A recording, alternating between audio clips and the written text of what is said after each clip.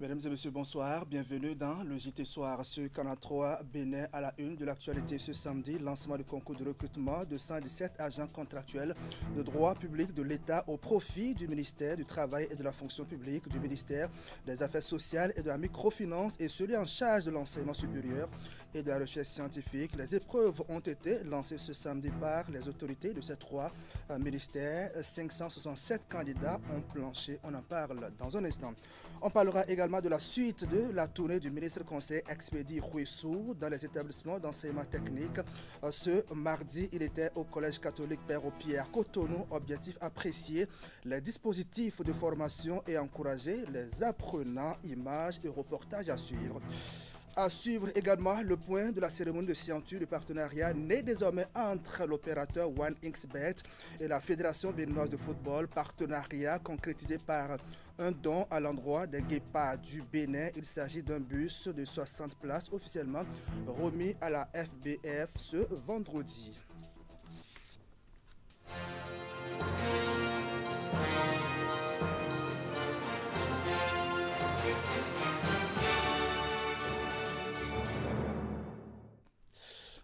On démarre avec cette actualité politique, révision de la Constitution. Vous allez voir les images. Les députés de la 9e législature de l'Assemblée nationale ont modifié la loi fondamentale du Bénin en séance plénière de ce vendredi. D'importantes réformes y sont introduites. Le président de la République, par exemple, est désormais élu pour un mandat de 7 ans renouvelable une seule fois. Les mandats des députés, des maires et des conseillers communaux passent également à 7 ans renouvelables.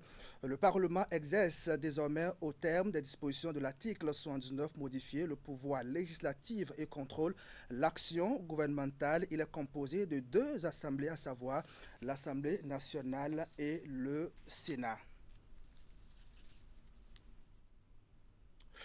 Pendant ce temps, la Commission électorale nationale autonome ouvre la phase de dépôt des dossiers de candidature pour les élections législatives prévues en janvier 2026. Les partis politiques ont jusqu'au 19 novembre 2025 pour répondre à l'appel de la Sénat à travers la constitution de leur dossier. Le vendredi 14 novembre, Sakalafia, président de la Sénat, a procédé au lancement officiel de cette phase décisive du processus électoral conformément aux dispositions du code électoral en vigueur en République du Bénin.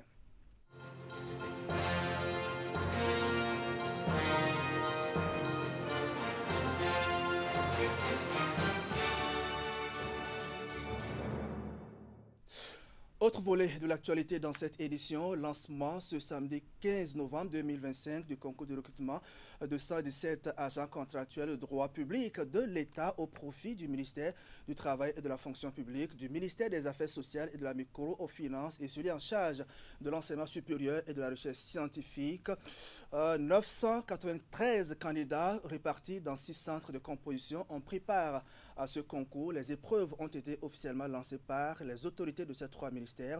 C'était ce samedi au seuil de Sainte-Rita à Cotonou. Le reportage est signé Ingrid Der. 567 candidats, dont 269 femmes et 7 personnes en situation de handicap, planchent ici, au seuil de Sainte-Rita de Cotonou, pour le compte du concours de recrutement de 117 agents contractuels de droit public de l'État au profit du ministère du Travail et de la Fonction publique, du ministère des Affaires sociales et de la microfinance et celui en charge de l'enseignement supérieur et de la recherche scientifique. Le top de la composition est donné ici par les autorités de ces 3 départements ministériels. Pour ce qui concerne particulièrement le ministère du Travail et de la Fonction publique, nous allons recruter des statisticiens, des planificateurs et des informaticiens. C'est le personnel essentiel qui nous manque en ce moment et le chef de l'État a bien voulu accorder le recrutement de ces 3 catégories d'agents.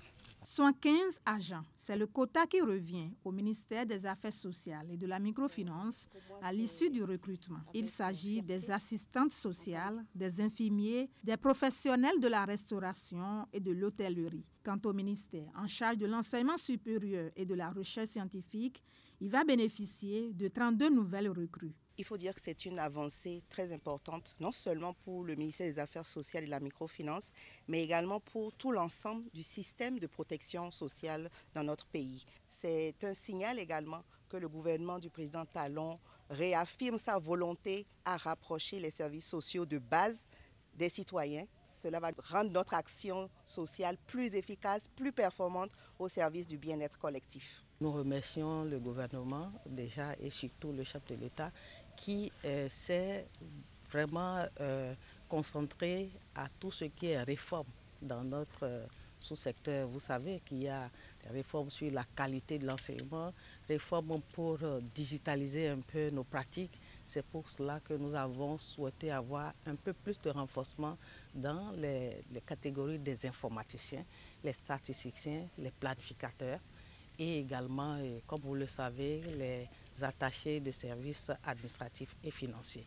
110 candidats, dont 15 femmes, vont également composer dans l'après-midi de cette même journée dans le cadre de la reprise du concours de recrutement de 172 agents au profit du ministère de l'Économie et des Finances. Profil visé des ingénieurs, statisticiens et ingénieurs des travaux publics, option BTP.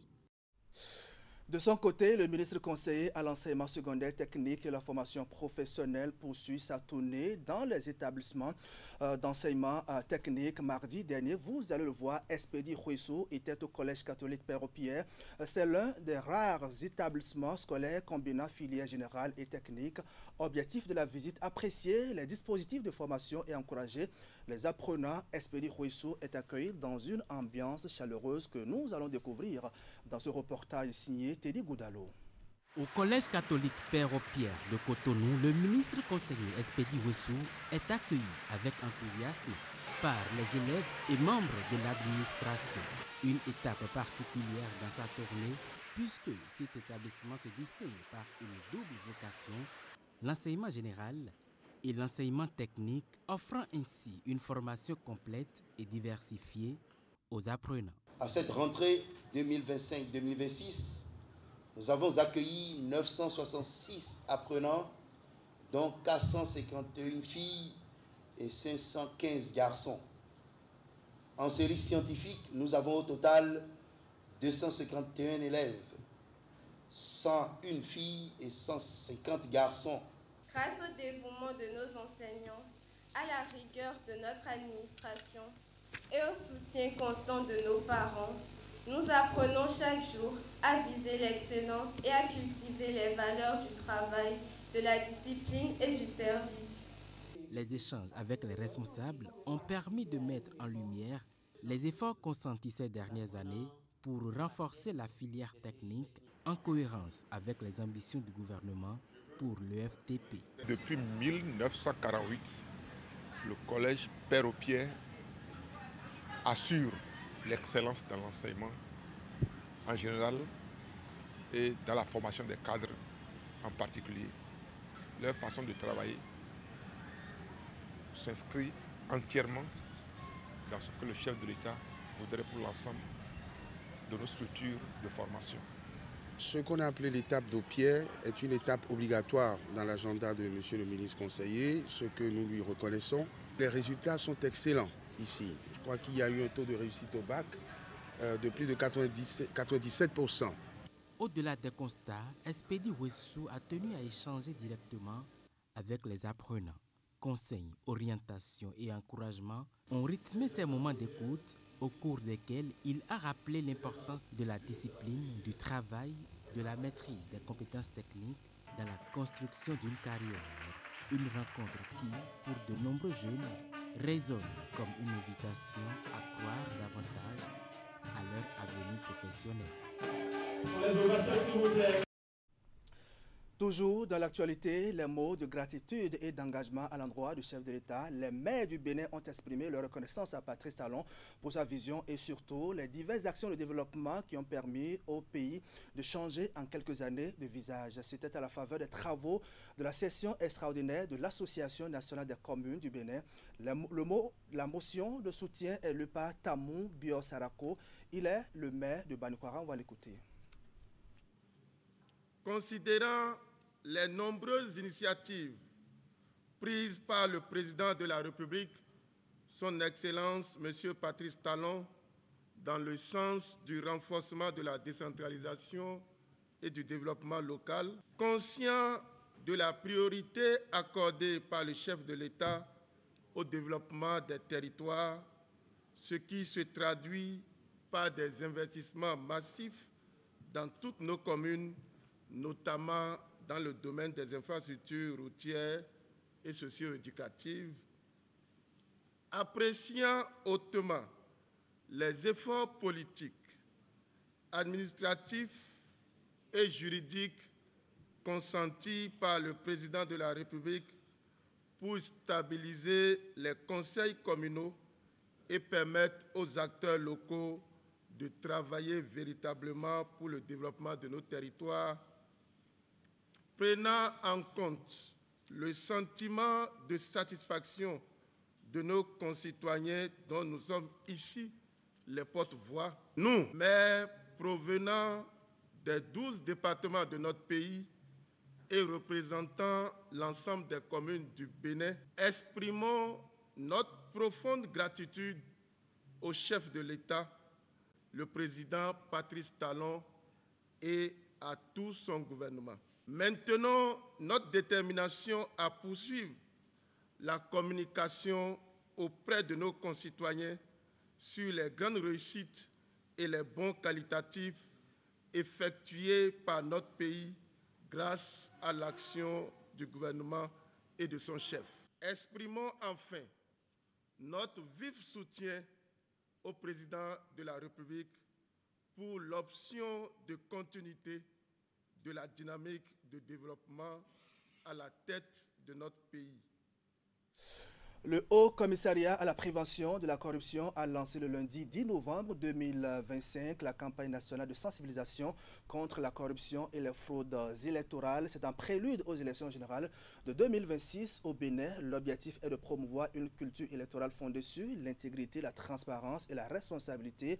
Le Haut Commissariat à la prévention de la corruption veut ainsi contribuer à des élections apaisées et crédibles, loin de toute tentation d'achat de conscience et de corruption. Voici le point de lancement de la campagne. Vendre ton vote, c'est vendre ton avenir. C'est l'intitulé de cette campagne de sensibilisation. Face à un auditoire composé d'acteurs de la société civile, d'élus locaux et de professionnels des médias, l'équipe du Haut Commissariat à la prévention de la corruption évoque les pratiques à adopter et celles à bannir par les citoyens dans le cadre des prochaines joutes électorales.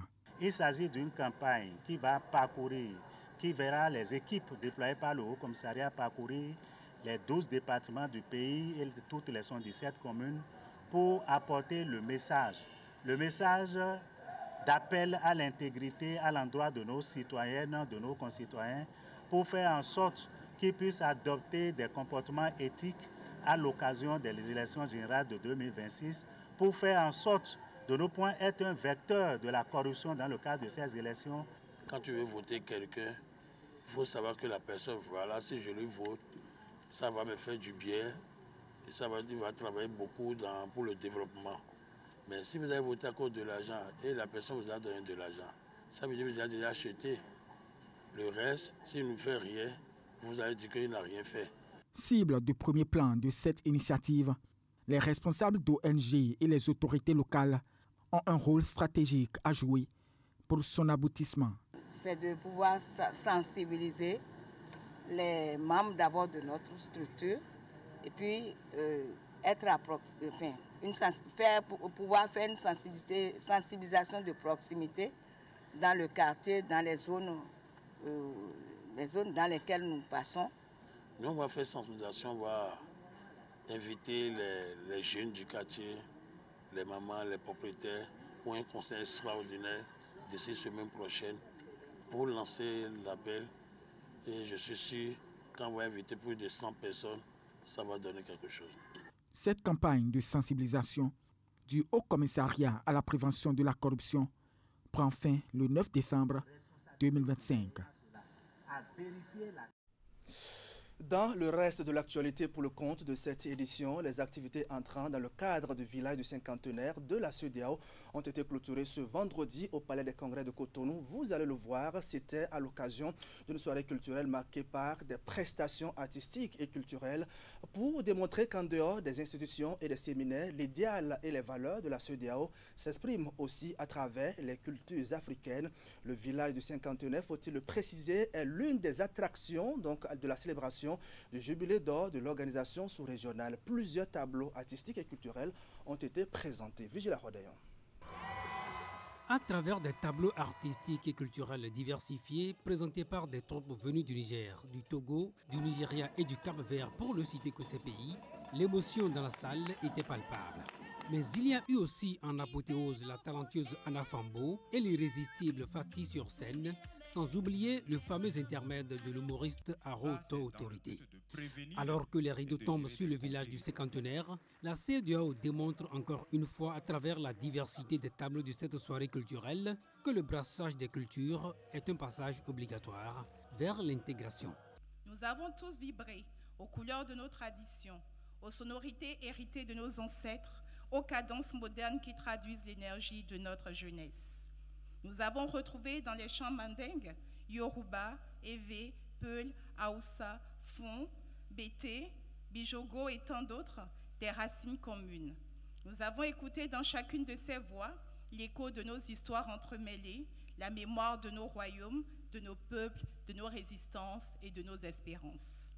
Les dirigeants de l'organisation sous-régionale ont compris et ne manquent aucune occasion de le prouver que la culture n'est pas un simple accompagnement de la politique et de l'économie, mais le socle sur lequel se construisent la paix, la stabilité et l'intégration.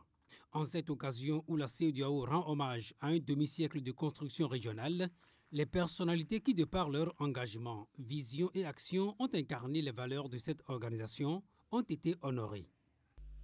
Les honneurs que nous décernons aujourd'hui sont le sceau d'une profonde affection et d'un respect infini.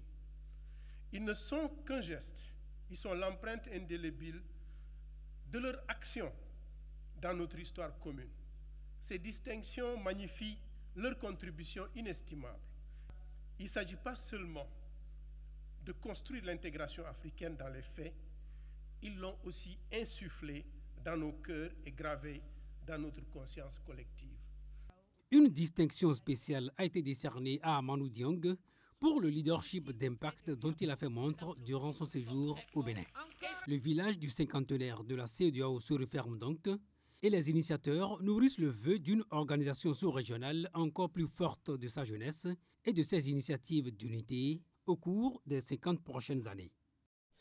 Et au cours des années prochaines, l'opérateur OneXBet et la Fédération béninoise de football auront entretenu un partenariat fructueux pour le rayonnement du sport au Bénin. Et vous allez comprendre pourquoi. Les documents qui officialisent ce partenariat ont été signés ce samedi à Cotonou au cours d'une cérémonie fort simple. Et déjà, les fruits tombent. Un bus est gracieusement offert au Guépard du Bénin. On voit ça avec Esther Toufa. Le partenariat entre la Fédération béninoise de football et OneXBet prend une dimension visible et tangible. C'est à travers la remise de ce bus à l'effigie des Guépards que l'opérateur concrétise son engagement aux côtés de la sélection nationale. Chez OneXBet, nous croyons fermement que le sport est bien plus qu'un simple divertissement. Chez OneXBet, le sport est une école de discipline, de courage et d'unité. C'est aussi un puissant vecteur de cohésion et de fierté nationale. Je pense que vous serez d'accord avec moi. À travers ce geste que nous allons faire aujourd'hui, nous souhaitons accompagner la fédération et les joueurs dans leurs efforts pour hisser au plus haut les beaux couleurs de notre pays, le Bénin. Ce bus, bien au-delà qu'un simple moyen de transport, représente notre engagement concret à soutenir le sport béninois et bien sûr le football. C'est juste un début d'une grande chose. Cette action s'inscrit dans la vision globale parce que nous souhaitons promouvoir le sport local, accompagner les institutions nationales, mais aussi contribuer activement au développement socio-économique du pays. Un geste largement apprécié par le président de la FEBEFOOT. Je me réjouis de voir OneXBet remettre à la disposition de la FBF un nouveau bus destiné au déplacement de nos sélections nationales.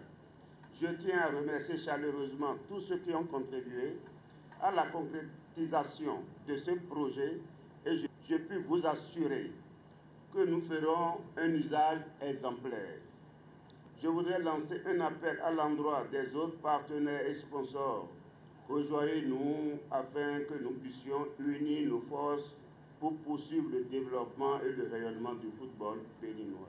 La cérémonie a pris fin par une visite du matériel roulant et une coupure de gâteau pour marquer le début d'un fructueux partenariat.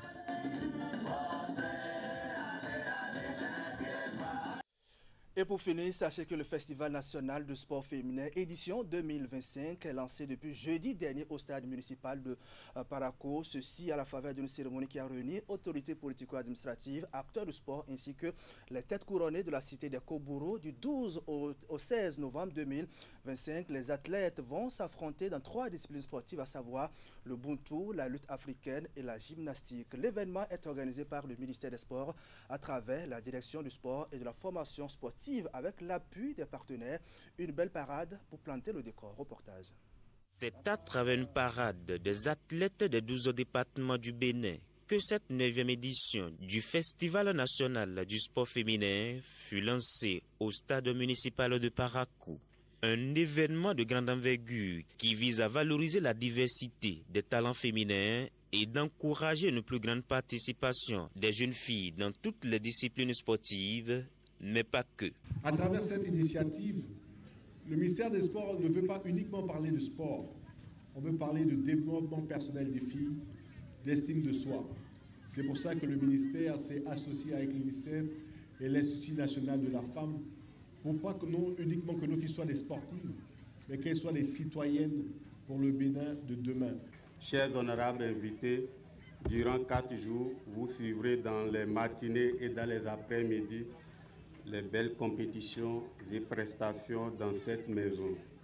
Des surprises vous sont réservées par nos filles des 12 départements du Bénin. Pour cette édition 2025, 3 disciplines sportives sont prises en compte, à savoir le buntu, la gymnastique et la lutte africaine. Une manière de mettre en avant ces sports, souvent peu connus du grand public. Que ce festival soit une fête de joie, d'effort et de dignité. Qu'il fasse éclore les talents, qu'il ouvre des chemins et qu'il rappelle à chacun que le sport est aussi un langage d'amour et de respect. Chers athlètes, je vous félicite pour avoir pris l'engagement de vous investir dans vos disciplines sportives de manière à démontrer que les femmes sont capables de pratiquer tous les sports au même titre que l'homme. 4 jours durant, ces filles âgées de moins de 15 ans vont faire valoir leur talent pour dégager les équipes championnes dans chaque discipline. Jouez avec passion, encouragez-vous mutuellement, soutenez-vous comme des sœurs. Parce qu'au-delà des médailles, le plus grand triomphe, c'est celui de la confiance en soi. À travers ce festival, nous voulons envoyer un message fort, celui d'une génération de filles qui se lèvent, qui osent, qui prennent leur place sur tous les terrains. En attendant les affrontements proprement dits sur le terrain, les athlètes ont offert au public quelques démonstrations de lutte africaine, de parties de buntu et de gymnastique. Voilà, mesdames et messieurs, ainsi va le Bénin ce samedi 15 novembre 2025. Merci à vous qui nous suivez depuis Tapoga, c'est à Kobli. Merci de votre fidélité au programme de Canal 3 Bénin. On va se retrouver la semaine prochaine pour vous servir avec le même plaisir. Bonsoir chez vous.